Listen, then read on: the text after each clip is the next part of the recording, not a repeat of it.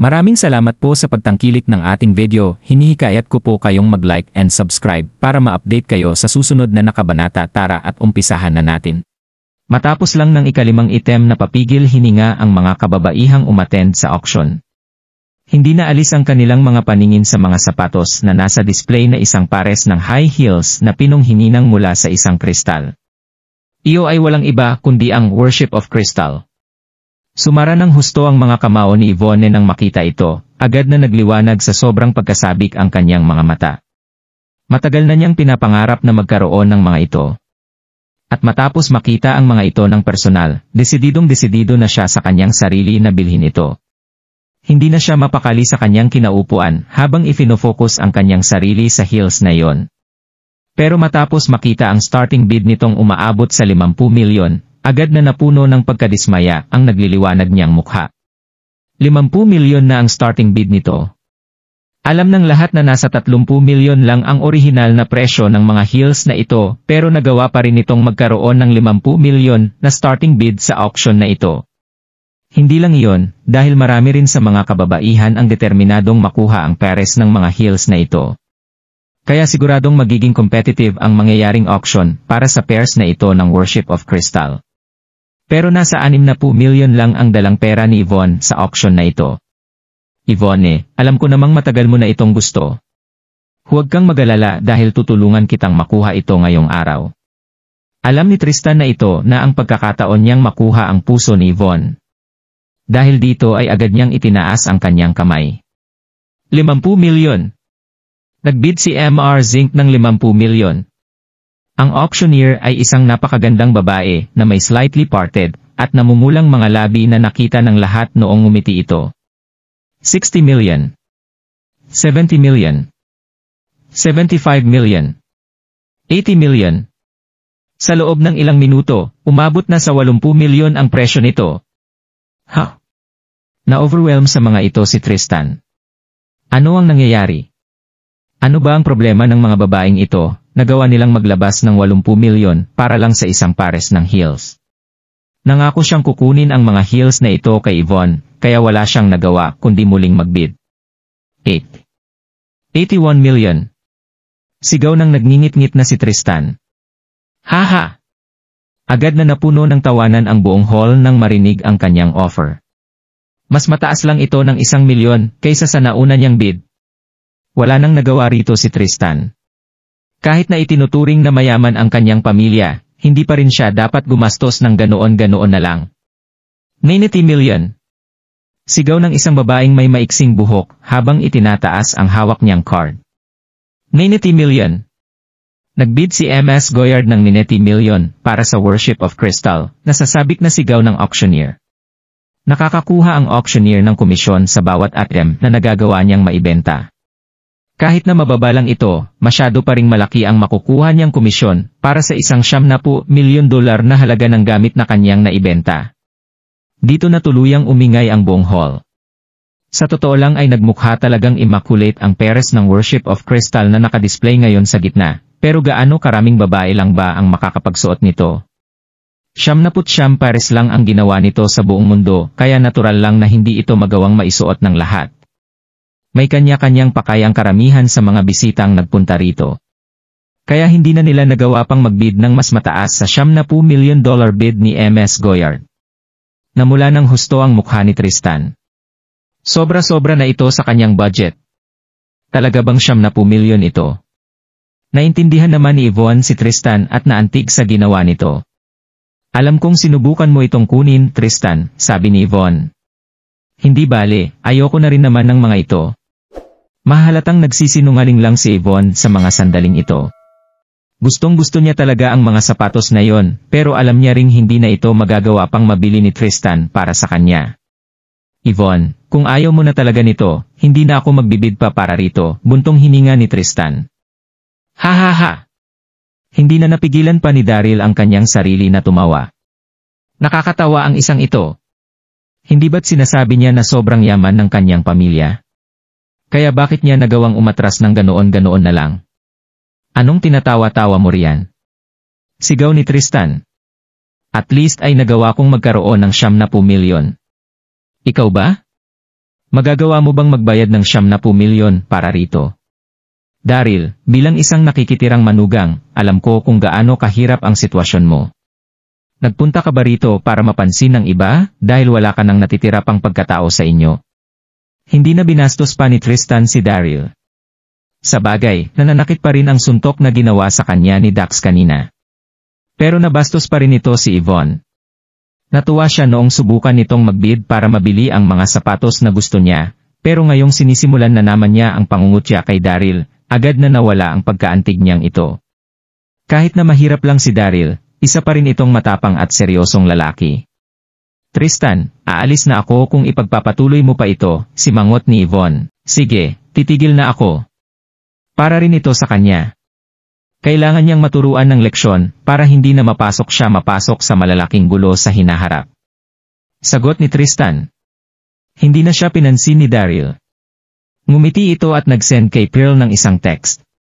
Sa mga sandaling ito, ipinukpok na ng auctioneer ang kanyang gavel habang sumisigaw ng 70 milyon para sa babaeng naroroon. Going once, going twice, going. 100 milyon, kalmadong pinutol ni Pearl ang pagsasalita ng auctioneer habang itinataas ang kanyang kamay. Napapigil hinga rito ang mga tao sa paligid. 100 milyon para sa isang pares ng mga high heels. Nahihibang na ba siya? Ganito ba talaga kahibang ang lahat ng babae? Napalunok ang lahat kay Pearl. Punong-puno ng biyaya at rangya ang kanyang ganda habang nakasuot ng professional business attire na kumuha sa pansin ng ilang mga kalalakihan. Mayroon ngang kasabihan na, a good horse deserves a good saddle, kaya natural lang para sa isang magandang babae na gaya ni Pearl na magkaroon ng worship of crystal.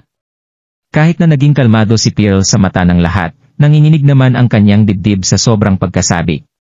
Nakatanggap siya ng instructions mula kay Daryl na magbid para sa worship of crystal ng last minute.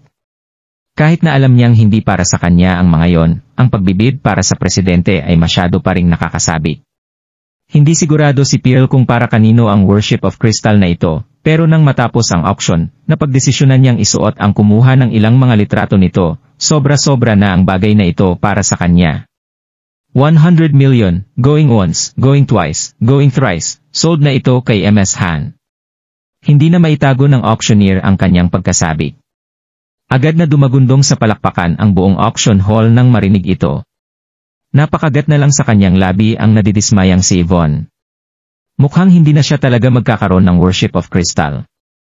Ang susunod na item na i-auction ay isang maliit at napakagandang box na gawa sa kahoy. Agad na nagulat ang lahat ng buksan ng auctioneer ang box. Isang kulay itim na elixir ang makikitang nakalagay sa loob nito. Sa isang high-end auction na gayaan nito, maituturing ng kakaiba ang pag-auction sa mga elixir pill. Everyone, alam kong marami sa mga kasama natin ngayon ay mga cultivators. Kaya ipinapakita ko sa inyo ngayon ang highlight ng auction na ito. Sabi ng auctioneer. Nagpatuloy ito sa pagsasalita, at sinabing, ang elixir pill na ito ay tinatawag bilang godly pill. Nakatutulong ito sa mga cultivator na makalampas as bottleneck ng kanilang mga pagsasanay. Kung na-stuck na kayo sa level 5 ng master domain, o sa level 5 ng master general na domain, makakatulong ang godly pill na itong makatawid kayo sa susunod na level. Masyadong pambihira at mahiwaga ang pill na ito. Agad na nagbulungan sa sobrang sabik ang mga tao sa paligid. Alam ng lahat na masyadong mahirap ang pagiging isang cultivator. Marami sa kanila ang na-stuck sa isang level sa buong buhay nila dahil hindi na nila nagawa pang umangat ng kahit na kaunti rito. Kaya siguradong hindi lang pambihira at mahiwaga ang godly pill na ito. Wala na rin itong katumbas na halaga para sa iba. Nasabik din dito ng husto si Dax. 2 taon na ang nakalilipas mula noong marating niya ang level 5 ng master domain at na-stuck na rito hanggang ngayon. Ayon sa kanyang lolo, nagawa ng ilang mga tao na ma-stuck sa level 5 ng master domain at hindi na nagawa pang makatawid sa susunod nitong level habang buhay. Pero kung suswertehin, maaari kang makatawid sa susunod na level sa loob ng 3 taon. Pero sa kasamaang palad walang nangyayaring improvement sa karamihan ng mga ito. Ang tanging rason kung bakit nagpunta si Dax sa auction na ito ay para sa godly pill na ito. Godly pill. Agad na naningkit ang mga mata rito ni Daryl. Agad siyang napasimangot nang makita ito. Pamilyar si Daryl sa paggawa ng mga pill, at mayroon pa siyang ilang piraso ng godly pill na natitira sa kanya. Pero mukhang naiiba ang pill na nakadisplay sa auction kaysa sa pill na kanyang ginagawa. Kinukulang din ang pill na ito sa spiritual aura na makikita sa mga ginawa niyang pill. Sa ganitong klase ng eksklusibong auction, imposibleng maging peke ang mga bagay na ilalatag dito. Pero nagsuspetsa si Daryl na baka masyado nang matagal itinago ang godly pill na ito, kaya kaunti na lang ang maibibigay nitong epekto sa sinumang inom nito. Nang maisip ito ni Daryl, nakuha niya ang manual ng Infinite Elixir malapit sa isang sinaunang libingan. Naniniwala siya na hindi na ganoon karami ang mga taong marunong gumawa ng mga pill. Kaya maaaring matagal na mula noong ginawa ang pill na ito na itinago ng ilang dekada o ilang siglo bago i-display sa auction na ito. Kaya natural lang na matagal nang nawala ang bisa nito. Hinampas ng auctioneer ang kanyang gavel para makuha ang atensyon ng lahat. Sumigaw ito ng, ang starting bid para sa godly pill ay $1 billion, simulant na ang pagbibid. Agad na sumigaw ang mga tao, sinubukan nilang i-outbid ang isa't isa. Sa loob lang ng ilang minuto, umabot na sa 4 bilyon ang halaga ng pill na ito. What the FCK? Nagulat dito si Daryl. Nagawa niyang ibenta ang godly pill kay Brandon sa halagang 2 bilyon at kay Zacharya, na ipinakilala sa kanya ni Brandon, ng 3 bilyon. Inisip niya na kumita na siya rito ng husto. Sino nga ba ang mag-aakala na mas magiging mataas pa ang halaga ng pill na ito sa isang auction? Agad na umabot sa 4 bilyon ang bid para rito, at wala rin kahit na anong senyales na hihinto ang mga bisita sa pagbibid ng mas mataas para rito. Magbibid na sana si Dax nang hilahin siya ni Daryl. Dahil dito ay agad siyang napatanong ng, ano ang ginagawa mo, Daryl? Determinado na si Dax na makuha ang pill na yon anuman ang mangyari. Ayaw na niyang ma-stock pa sa tuktok ng level 5 sa domain ng master, habang buhay.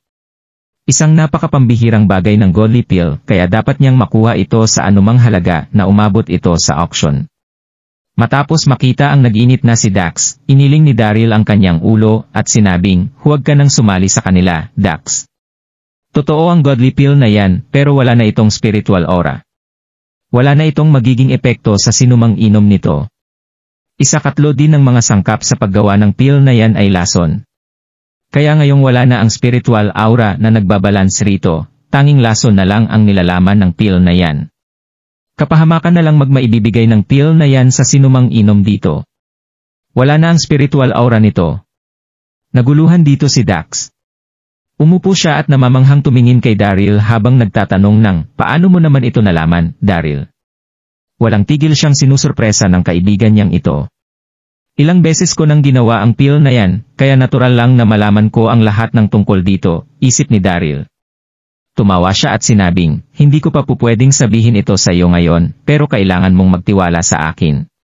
Tumango rito si Dax, pinagkakatiwalaan niya ng buong buhay si Daryl. Narinig naman ni Tristan ang kanilang usapan.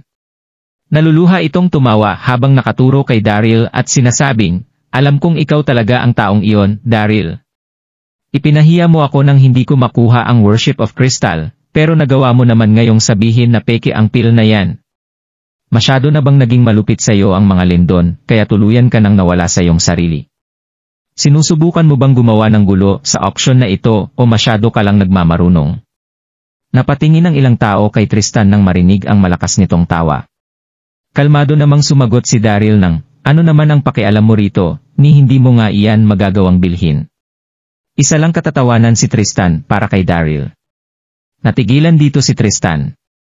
Nakita niya ang ilang taong nakatingin sa kanya, habang nanalamig na sumasagot ng, oh, hindi ko nga mabibili ang isang bagay na nagkakahalaga ng ilang bilyon, pero ikaw. Sigurado ako na masisimot ang buo mong yaman sa sandaling magbid ka para sa Worship of Crystal, nakikita ko na nasa 200 na lang ang matitira sa iyo sa sandaling mabili mo ito tama. Haha! Hindi pa nakontento si Tristan sa ginawa niyang pagrebut. Sumigaw pa ito sa lahat at sinabing, everyone. Sinasabi ng nakikitirang manugang na ito na peke raw ang godly pill na nakadisplay ngayon sa stage. Dito na sumabog ang lahat sa katatawa. Isang nakikitirang manugang ang lalaking ito. Ano na ba ang nangyayari at nagagawa na ng kahit na sinong magpunta sa auction na ito? Oo nga, at nagawa pa niyang magsabi ng kung ano-anong kalokohan dito. Matapos makita ang komosyon, isang binata na may ilang mga bantad na kasama ang lumapit sa kanila. Ang binatang ito ay walang iba kundi si Julian Roger, ang auction coordinator. Sinabi nito na, "Maaari po ba tayong manahimik, sir?" Naging magalang at matigas ang ginawang paalala ni Julian. Bilang coordination ng auction na ito, gusto niyang siguruhin na maayos magtatapos ang auction na kanilang inorganisa. Ngumiti si Tristan habang sinasabing, "Nagkakamali ka. Hindi ako ang nag-iingay dito. Mayroong isang bisita na nagsisimula ng gulo sa inyong auction." Itinuro niya si Daryl at sinabi ng lalaking ito na peke ang Godly Pill na nakadisplay ngayon sa auction. Kung hindi kayo naniniwala, tanungin niyo na lang siya tungkol dito. Sa puntong ito, agad na nakaramdam ng kaunting panik sa kanyang dibdib si Yvonne. Agad siyang humingi ng pasensya sa coordinator na si Julian. "Pasensya na, Emma Roger, manahimik na po kami. Nagbibiruan lang po sila kanina. Sigurado naman po ako na original ang authentic ang mga bagay na i-display niyo ngayon sa auction. Paano nga magagawang maging peke ng mga ito?"